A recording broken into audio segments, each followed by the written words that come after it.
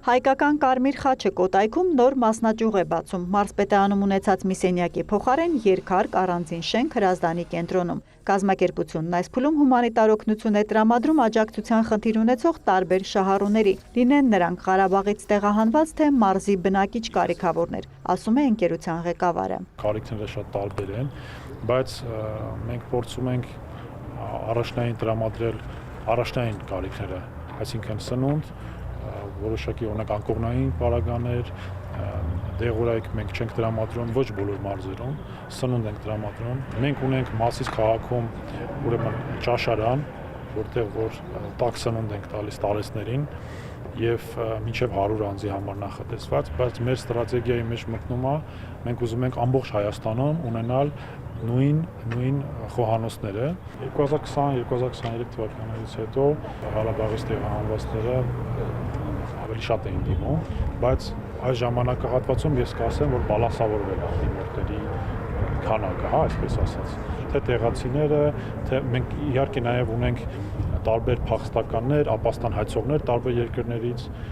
Իրանից, Իրաքից,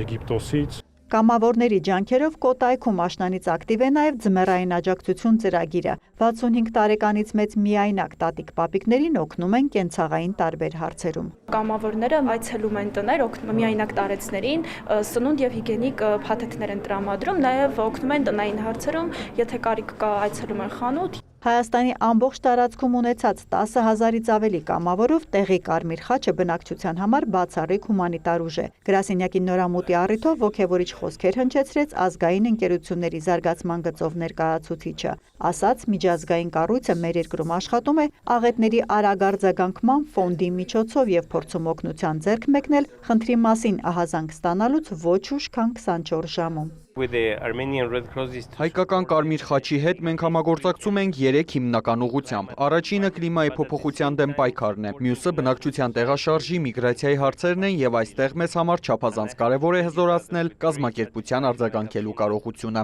Երրորդ ռազմավարական ուղղությունը առողջապահական սոցիալականն է, ընկերության պատրաստվածությունն օգնություն ցուցաբերել համաճարակային իրավիճակներում։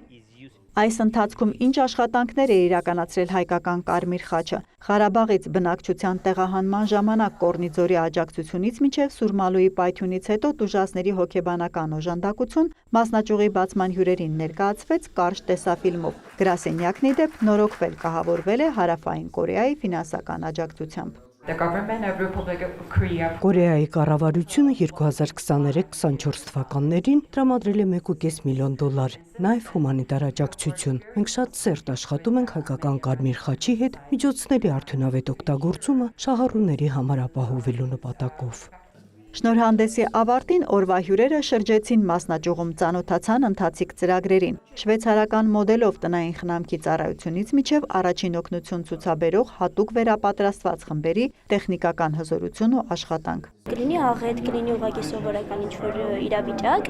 թե շնչուղիների խցանում, թե անհոսության դադարեցում, այրվածքների ժամանակ որևէ օգնություն, սիրտօքային վերակենդանացումներ, դեֆիբրիլյատորներ եւ այն ամեն ինչը, ինչ որ կախված այն առաջին օգնության հետ, այդ բոլորը վերապատրաստված ենք։ Հայկական Կարմիր խաչի երկրում ունեցած 12 մասնաճյուղերից հրազդանինը նորոգված արդիականացված երկրորդ գրասենյակն է Սևանից հետո։ Հերթում Արարատինն է, Մասիսում, նաև Սյունիքինը, Գորիսում արդեն հողատարածք են ձեռք բերել։ Հերմինե Բաղդասարյան, Ռաֆիկ Սողոմոնյան, լուրեր։